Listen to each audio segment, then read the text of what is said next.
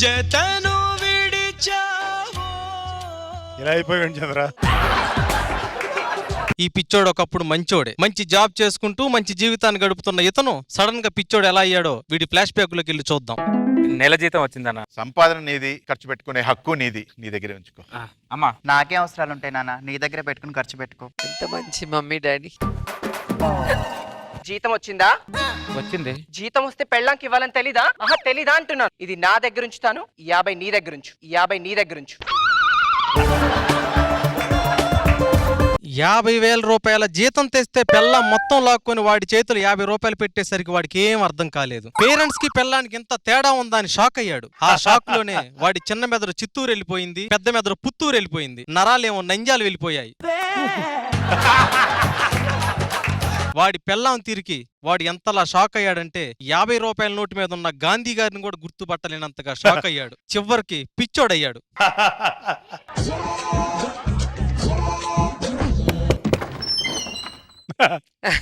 ప్రశాంతంగా ఉన్న వీడి జీవితంలోకి తలుపు తీసేసినోడు దూకాడు. ఎలా దూకాడు అనుకుంటున్నారా? ఇప్పుడు ఓసారి వీళ్ళిద్దరు ఫ్లాష్ బ్యాక్ లోకి వెళ్దాం. బస్సు రాలేదంటబ్బా. ఎక్కడ సార్ జాబు? హైటెక్ సిటీలో అండి. శాలరీ ఎంత? 50,000. పిల్లలు ఎంత మంది అండి? నాకు ఇంకా పెళ్ళే కాలేదండి.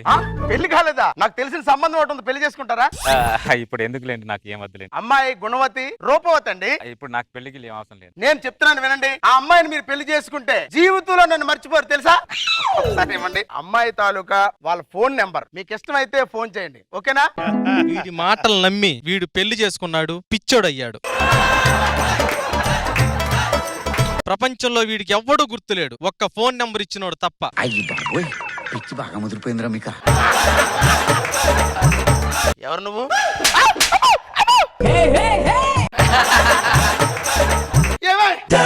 బయటికి రా. ఏమైందండి? ఎవడో నన్ను కొడుతున్నాడే, పిచ్చోళ్ళ ఉన్నాడే. అవునండి పిచ్చోలాగే ఉన్నాడు. లోపలికి వెళ్ళపదండి. అమ్మాయి గుణవతి, రూపవతి అండి. ఆ అమ్మాయిని మీరు పెళ్లి చేసుకుంటే జీవితంలో నన్ను మర్చిపోరు తెలుసా?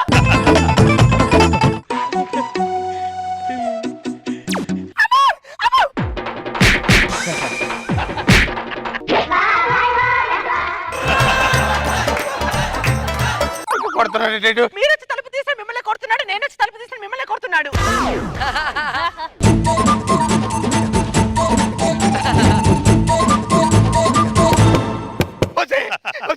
ఆడే తలుపు కొడతాడు, అసలు తలుపు తీకే ఆడే కొట్టుకొట్టి వెళ్ళిపోతాడు. అలాగే శబ్దం ఆగిపోయిందండి. చెప్పానా వాడు వెళ్ళిపోతాడని చెప్పాను కదే.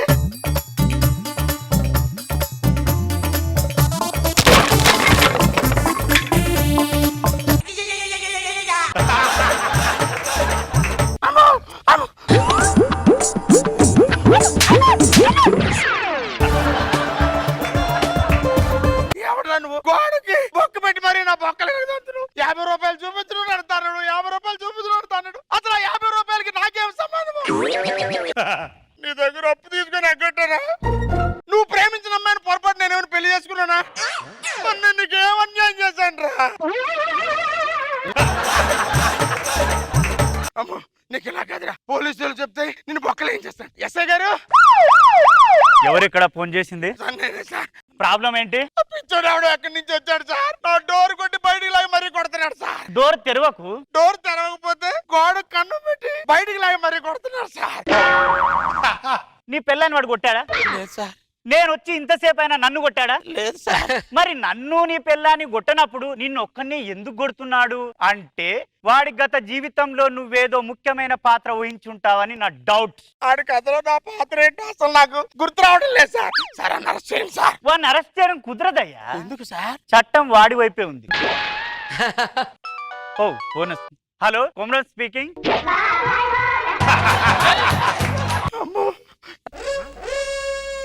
50 రూపీస్ చూపిస్తున్నాడు చూడు.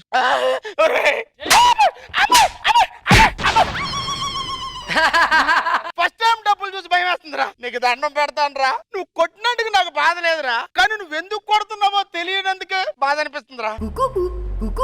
అమ్మాయి గుణవతి, రూపవతి అండి. ఆ అమ్మాయిని మీరు పెళ్లి చేసుకుంటే జీవితంలో నన్ను మర్చిపోరు తెలుసా?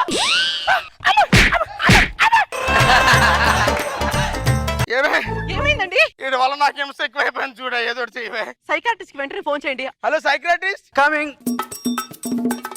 ఇంతకు ప్రాబ్లం ఏంటి? 50 రూపాయల నోటు చూపిస్తున్నాడు, నన్ను తంతున్నాడు సార్. ప్రాబ్లం అంతా ఈ 50 రూపాయలు ఉందన్నమాట. ఓకే, 5 10 ఎంత? 50 సార్. ఎగ్జాక్ట్లీ 50. ఈ 50 నుంచి 10 తీసేస్తే ఎంత? 40 సార్. Very good. 40 నుంచి 5 తీసేస్తే ఎంత? 35 sir. Very good, very good. 30 + 5 + 10 + 2 = మొత్తం టోటల్ 50. అతని దగ్గర ఎంత ఉంది? 50 సార్. అది మరి అంటే నీ వల్ల వాడు పిచ్చోడయ్యాడు. ఒక సంవత్సరం కిందట బస్ స్టాప్ కి వెళ్ళి ఒక అతనితో నువ్వేమన్నావు? ఒక అమ్మాయి ఉంది, రూపవతి గుణవతి, ఆ అమ్మాయిని పెళ్లి చేసుకో అన్నావా లేదా? ఒకటితో అన్నాను సార్. వాడే వీడు. నిన్ను నమ్మి పెళ్లి చేసుకున్నాడు, ఇలా అయిపోయాడు. పెళ్లి చేసుకుంటే ఎందుకు ఇలాగ అయ్యాడు సార్? ఒక భార్య శకలం వచ్చి భూమిని గుద్దిందనుకో, భూమి తట్టుకోవచ్చు. భార్య అనే శకలం వచ్చి అతను గుద్దితే అతను తట్టుకోలేక ఇలా అయిపోయాడు రా. అసలు 50 రూపాయలు గోల్ ఏంటండి? వాడి భార్య వాడి నెల జీతం మొత్తం తీసుకొని చేతిలో 50 రూపాయలు మాత్రమే పెట్టింది. అప్పటి నుంచి వాడి ప్రపంచాన్ని అంతా మర్చిపోయాడు. ఈయన్ని మాత్రం గట్టిగా గుర్తు పెట్టుకున్నాడు. నన్ను కూడా మర్చిపోవడానికి ఏదైనా చేయండి sir. We can't do anything. నువ్వు పైకి పోవడం ఒక్కటే మార్గం. అప్పుడు వాడు కూడా మర్చిపోడు. Sorry, I'm sorry. పైకి పోవాలా? మైండ్ కొట్టదు, దండం మైండ్ కొట్టదు.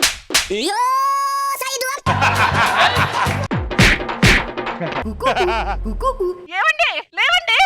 జన్మనిదేలే మరు జన్మనికేలే జతను విడిచావో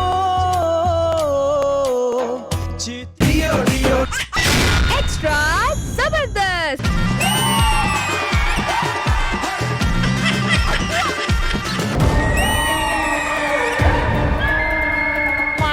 పెళ్లి చేసుకున్నావా? అవునన్నయ్య. నేను నీ కోసం ఒక మంచి సంబంధం చూశాను. నేను పెద్ద పెద్ద సంబంధాలు చూశానే. అబ్బా నువ్వు చూసి నేను చేసుకుంటే అన్నయ్య కోపం వస్తుంది. నువ్వు అన్నయ్య అన్న కోపం వచ్చింది. మర్యాద మాట్లాడు, మర్యాద మాట్లాడు.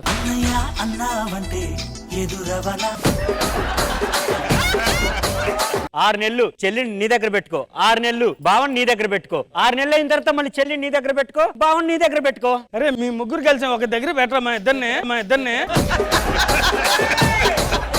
సత్య నీకు కేసులో కొంపదీసి నోటీస్ పంపించారా? లేదు ఎందుకలా అడుగుతున్నావు? ఇంత అందాన్ని మత్తెక్కిస్తుంటే నోటీస్ ఎందుకు ఇవ్వర్రా నీకు? నువ్వు స్టేజ్ అయితే దిగురా, నీకు ఇవ్వాల్సిన నోటీసులు నేను ఇస్తా. సత్య మరి మామూలుకి ఏమన్నా ఇవ్వచ్చు కదా?